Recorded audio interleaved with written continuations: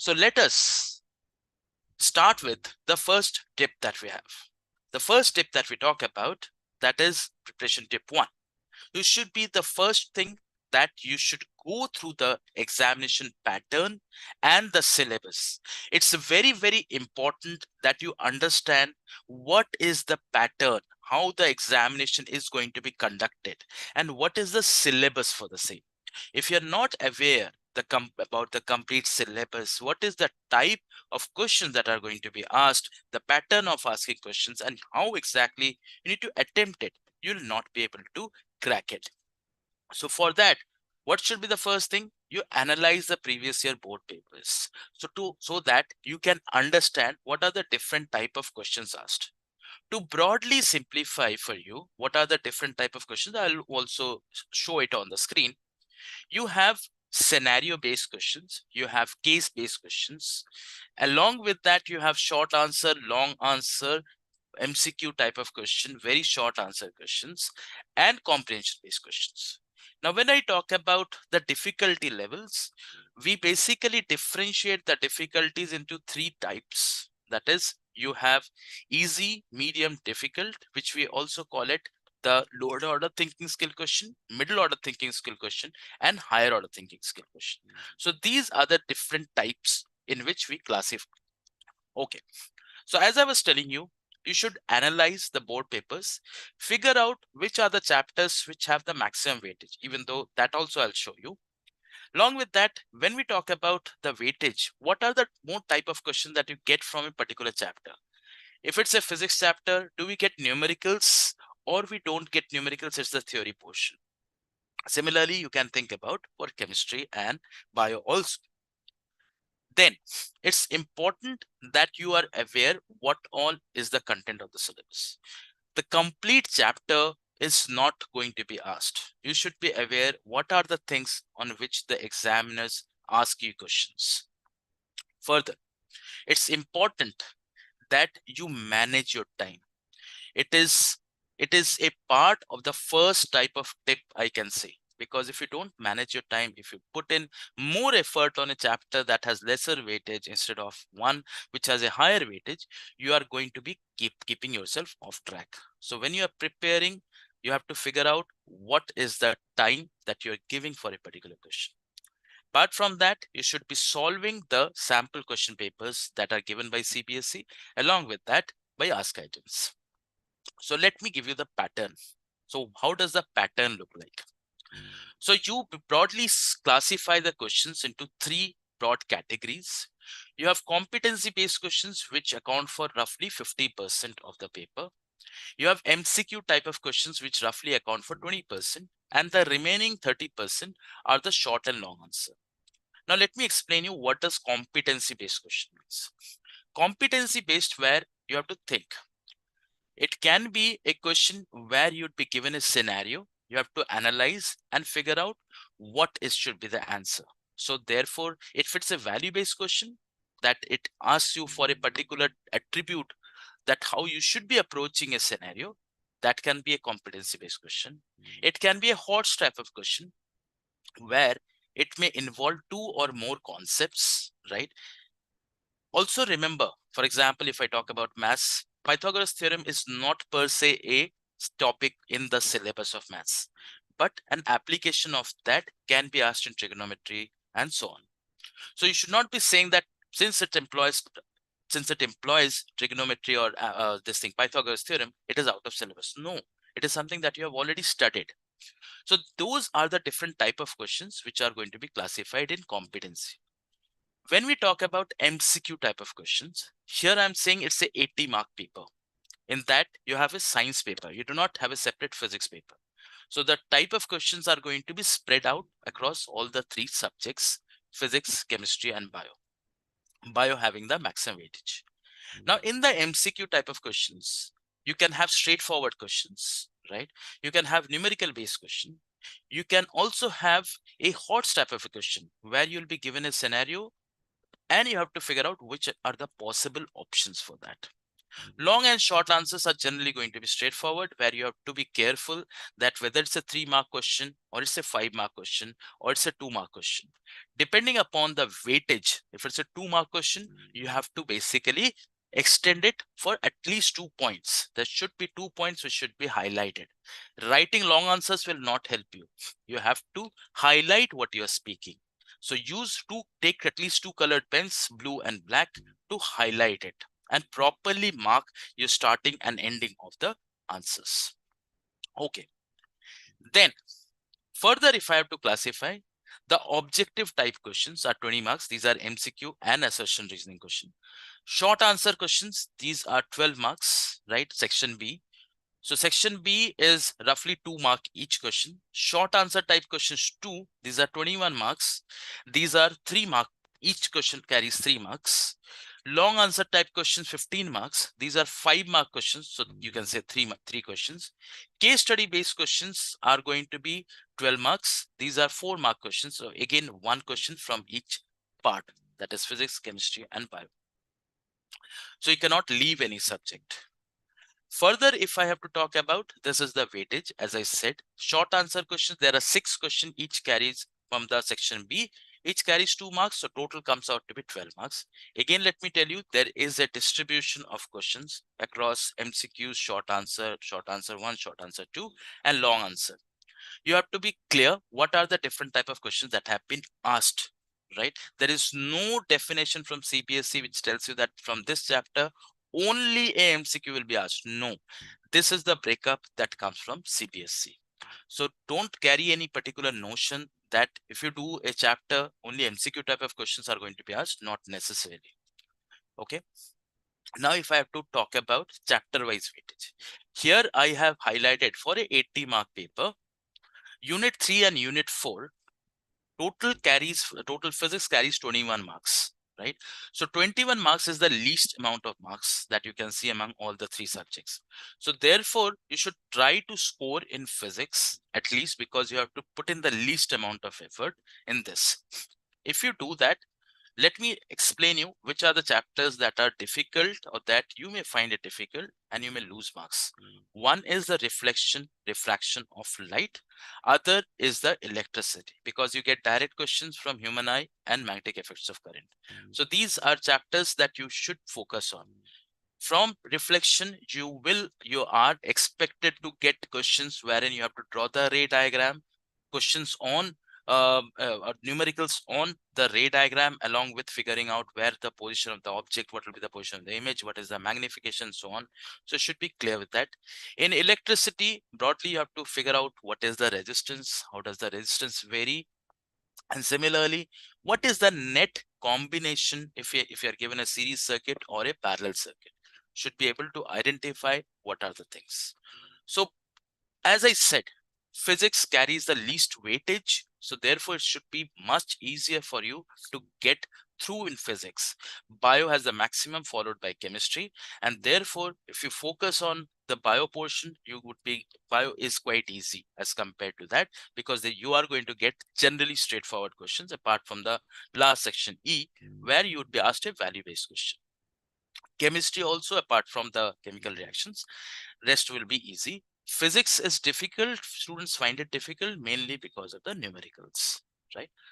Okay. Now coming back to the preparation tip 2. You should be clear with the core concepts. As I just now mentioned, what are the important concepts that are there? What I would suggest is that prepare a chart which has a mind map given to you. That, for example, if you're talking about ray optics, that is reflection and refraction, what are the different ray diagrams that you can get for a mirror and for a lens? What are the image types that you get? Virtual, real, right? And based on that, what will be the formula? Students get confused in the lens formula and the mirror formula. There is a minus sign. Students get confused. What should be the sign of U, V, focal length? It all depends upon how do you understand the construction of the mirror formula, or basically the ray diagrams. If you are clear with the ray diagrams, these should fall in place. Generally, as I said, optics, that is reflection, refraction, you are going to be getting questions on numericals along with the theory portion. So you should focus a lot on this particular portion, because the remaining magnetic field and the human eye are going to be straightforward. So as I mentioned, there are numerical questions. You cannot get the numericals if you don't practice it. So try to practice as many questions as possible. Do past year papers, do papers from Ask IITians. As many times you practice, better you are going to get. Let's move on to the preparation tip 3. See, when you are preparing for something like a board exam, it's important for you to understand board exam results are going to stay with you for your life. You'll never be able to change that, right? Once you have given your grade 10 examination, the marks are always going to stay with you.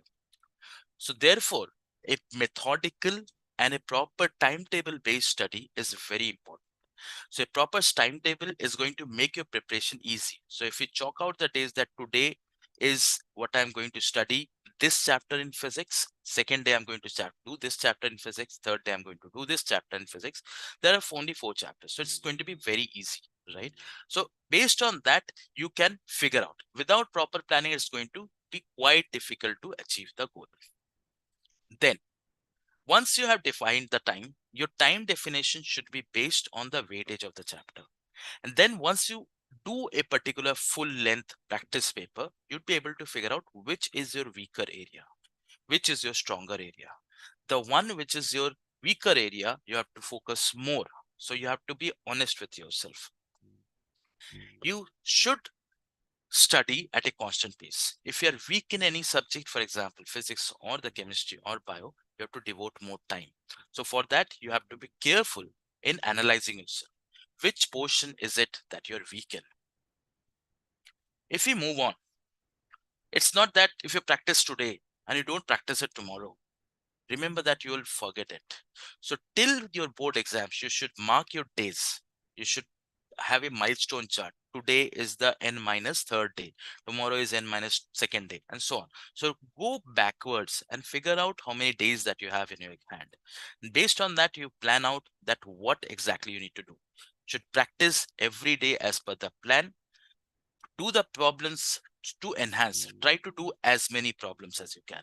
Practice the numericals and the derivation. There are derivations which are important and they're going to be asked directly. So do those. Moving on, every person has a different way of learning. For example, there are students who have a kinesthetic way of learning. They learn by doing. There are visual learners who just learn by looking at it. Similarly, there are learners who do it by writing. Correct? For example, I prefer to do it by writing. I cannot learn by looking at it, or cannot do it just by a practical. I have to do it on it with a pen and paper and look at the things to understand. So it's very important to figure out and make notes. So if you want to figure out if light is a chapter, then you should make notes. What is magnification? What is the object position? What is the image position? What is the focal length? How exactly the focal length is related to the hypothetical sphere that we talk about, and so on. So you should be careful with the notes. Make handy notes, short notes, crisp notes, which is going to make the learning easy. When you're doing it, it's not should be just random. Figure out, and when you're making notes, mark it out that what are the important formulae, what are the important definitions, mark it out clearly. Then you have to keep an eye on them and you have to keep revising. Be honest with yourself. If you don't know something, go back and revise. You are the best judge of what you know and what you don't. So if you are complacent, obviously you will falter. And don't be overjoyed with if you have got very good results in your pre-board examinations. Fair enough, that's a school examination. At the end of the day, you are in an environment where you know people. When you're going to give the board examination, you will be in a place where you are unfamiliar with things. You may not be aware where is the washroom. You may not be aware who are the teachers, how the teachers behave, and so on. So don't be overjoyed with the pre-board results. Don't become complacent. Be attentive. So go back, revise the concepts, and do it thoroughly as many times as possible before your board exam. Then, as I talked some time back about the mind maps. So use the Ask Items mind maps, right? So in the Ask Item mind maps, you can see every concept is detailed way defined. What is the definition and what are the different formulas used? You can go through it, and once you have revised the concept multiple times, those formulae will strike a chord that, okay, this formula stands for this, and I should be in a position to use that formula. When you are given those 15 minutes, I'll come to it later on, when you are given those 15 minutes to read the paper, you should glance through every question, figure out if the answers come to you directly on reading the question, mark those questions up, right? So for doing that, you have to be clear with what are the different concepts. If you're not clear what are the formulae, if those formulae do not come to your head as soon as you see the question, that means there is a lack in preparation. Okay, use practical examples. Now, when we talk about this, why exactly it's important? Because if you do it, if you do the things, whether you are using experiment to understand or whether you're doing it with a pen and paper, you should be clear with the practical experiment. More to do if you relate, if you're able to relate everything from a theoretical to a real life. For example, if I have to talk about a magnet, all of us have played with magnets, right? To figure out whether there is a repulsion when a north comes close to north, you should try to imagine. Let's say if you bring north close to north, obviously there will be repulsion, right? Similarly, if I talk about understanding about the ray diagrams, so think about, many of us would have played with a magnifying glass, right? We would have tried to burn a piece of paper. Why? How does it burn? Because the rays get focused on the paper. And that is when the sun rays are getting focused on the paper, that is what creates the burning, because the light is getting, the energy is getting focused at a point. So you should focus it that way. Then study strategically. As I repeated some time back also, every topic has a particular weightage given. So you should be strategic in how do you deal with that topic, right? I'm talking currently with regard to the physics, right? So ray optics or wave, basically the reflection and the refraction both have a lot of weightage. Electricity has a higher weightage. So you should prepare your strategy such that you study strategically and you study based on the weightage of that particular topic from the board exam perspective, right? You should go through the examination that you have given as pre-boards. It may be possible that the weightage may not have been followed in the school examination, because many a times the teachers try to give those questions where the students are comfortable and therefore they get marks. But in board, you will not be able to in a position to do that. So you have to allocate your hours based on the weightage of the concept. As I said earlier, depending upon how you have performed in school on a particular topic, similarly, do an independent assessment of the weaker areas. So prioritize the weaker areas so that you can always come back to the stronger areas. Then going to the next tip, when you are preparing everything, as I said, the weightage is important. You should focus on that. Then, really sorry, it's important that you figure out what are the points that you need to write down, correct? So if I talk about, if I ask you about linear magnification, so what all you are going to say, if it's a 3-mark question, what all you are going to say, magnification is basically a ratio of the size of the image upon the size of the object. That is how we magnify. Give an example, right? So if you're giving an example, for example, if I keep an object between the focus or at the focus of a convex lens, I'm going to get a bigger image, very high size image, very highly magnified image. That is where the image size is much bigger than the object size. Then you have to figure out, you have to say that when you are bringing the object closer and closer, the image moves further and further away. In the case of a mirror, in the case of a lens, similarly, if you bring the object closer and closer to the lens, the image is going to move further and further away from the lens on the other side. So Based on that, you have to write it point wise, because examiners have lot many answer sheets to check. So you should highlight the points that the question is asking you for. There is no point in exaggerating and writing says. Nobody is going to check that. Your answer should be crisp, to the point, and if it's a 5-mark question, there should be 5 pointers. That is what I said. Further, highlight the important. If you're writing down a sentence and if it has certain keywords that you should be highlighting, highlight it, because that is what the examiner is going to check. So for a 5-mark question, there should be at least 5 to 6 keywords in the answer. Only then. And moreover, just writing keywords will not help. You have to elaborate, but the keywords should be there. Correct? Make the best use of the 15 minutes reading time. This is very important. At that time, you should not focus on anything else. Just read through each and every question. When you're reading, just close your eyes, figure out what is the formula that you have. If you are able to recollect, mark that question and say that these are the questions you are going to do it first. After that, you should mark those questions which you are partially sure. So that by the first 1.5 hours, you are done with majority of the questions.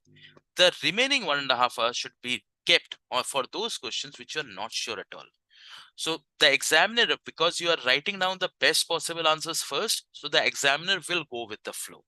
If your answers contain more cross marks in the initial part, the examiner will not be in a mood to check thoroughly your complete paper. Okay. Fine. So this is very important, that how you present. Presentation becomes very important along with what you're writing, how you're writing. If you're confused, your results are going to show up. The presentation that you do is going to show up. Don't let that happen. Moving on. If you're not clear, then don't keep that to yourself, right? You should seek help from those who know. It can be online resources, but many times the online resources do not have an authenticity. There may be some concepts that are covered there, or it will be explained in a way that is not compatible with how you have been taught. So you should ask your teachers. Maybe you can ask your peers, your friends, who can tell you or guide you in a much better way.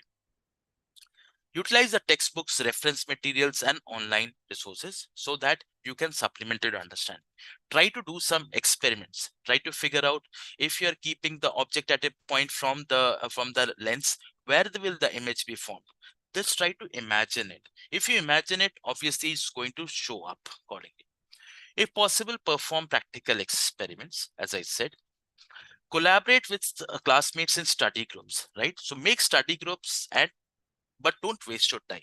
You should discuss the concept. It should be for your benefit.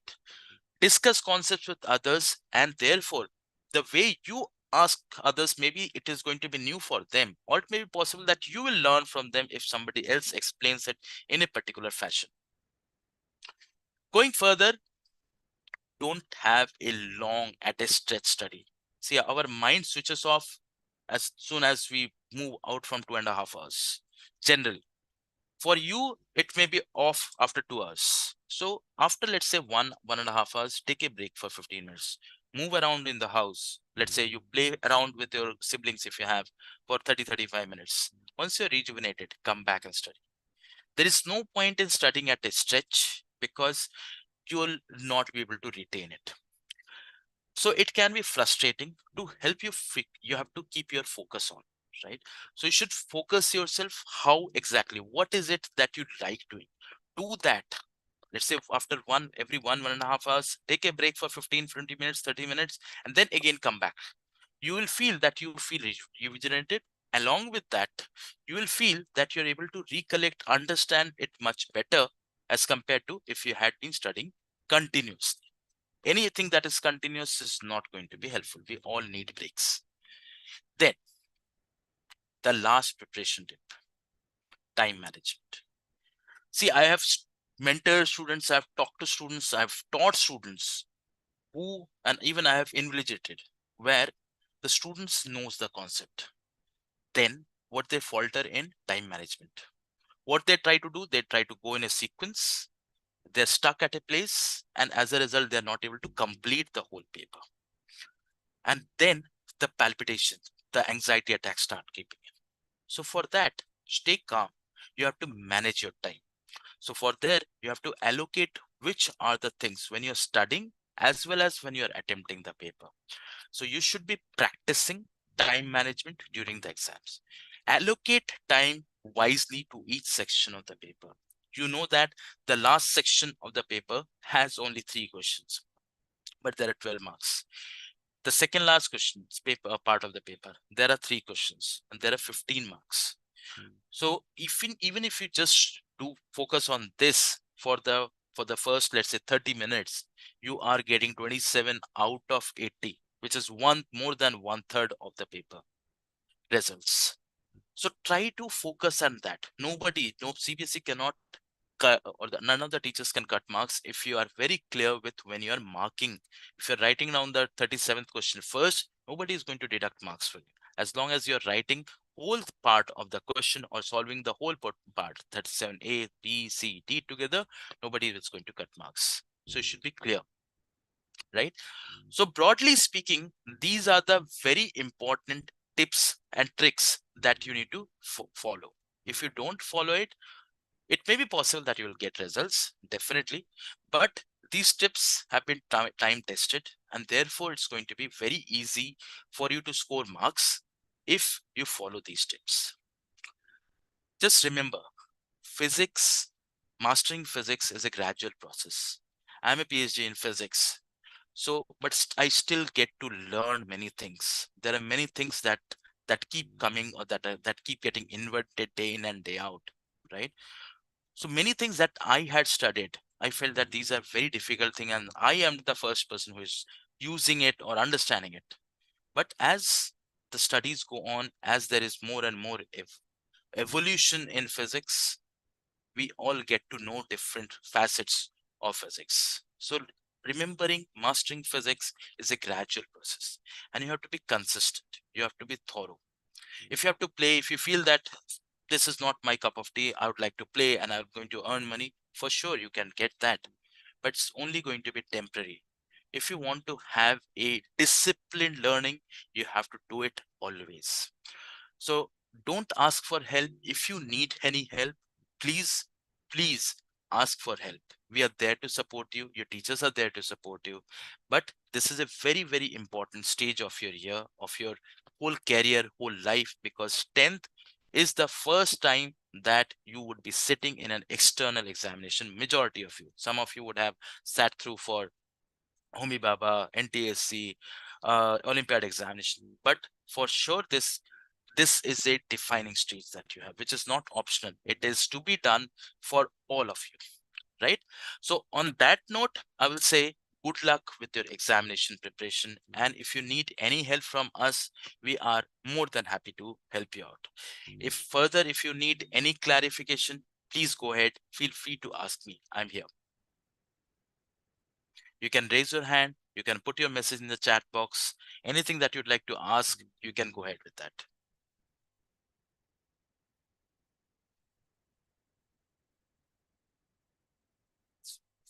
Any one of you, any query that you have, anything that you'd like to ask regarding preparation, how can we help you? What are the different things that you should be focusing further, which you feel that is not covered here? You can definitely ask me there.